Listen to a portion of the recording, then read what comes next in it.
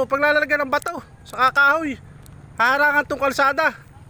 Para po makapurhisyon ng mga tao.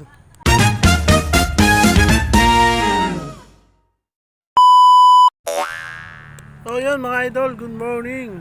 For today's video, ayan, narito na yung ating kinuhang jeep sa ating munting bahay mga idol. What? Ayan. Baliw. So mukhang maganda ang ating panahon for today's video. Kaya lang ay hindi tayo babiyahe mga idol. Dahil tayo ay dito lang sa ating munting bahay. Ayan mga idol, dito lang tayo sa ating munting bahay. Ulit-ulitin ko pa ba? Ulit-ulitin ko pa ba? At tayo for today's video ay taong bahay muna ng ating maliit na tindahan mga idol.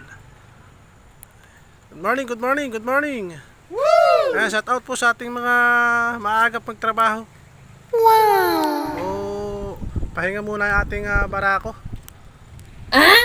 Ayan, maganda ang ating panahon mga idol. Mukhang mainit. Maliwalas ang ating langit mga idol. Oh, mainit tayo mga idol ngayon. What? So mga idol, bali sa aking mga nakakapanood ng aking simpleng vlogs, ayan. Ito nga pala yung ating bagong kasama sa ating hanap buhay. Sa mga gustong magpakarga ng kahit ano, lipat bahay, o pangarga kahit ano mga idol.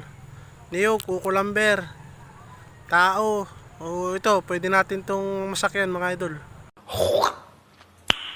Nice. Sa mga lahat ng nakakapanood na aking mga simpleng vlogs, ayan, shout out sa inyo mga idol. Yan, kinukuha ko lang sa inyo itong ating bagong kasama sa ating hanap buhay. So, kung gusto magpakarga, ayan, i-PM nyo ako dito sa aking Facebook page o kaya doon sa aking account. At re-reply ako kayo para mahakot natin kung ano yung inyong ipapahakot mga idol. Ayan, maganda umaga sa inyo. Yun lang. Good morning. Have a nice day. Ingat. Babosh.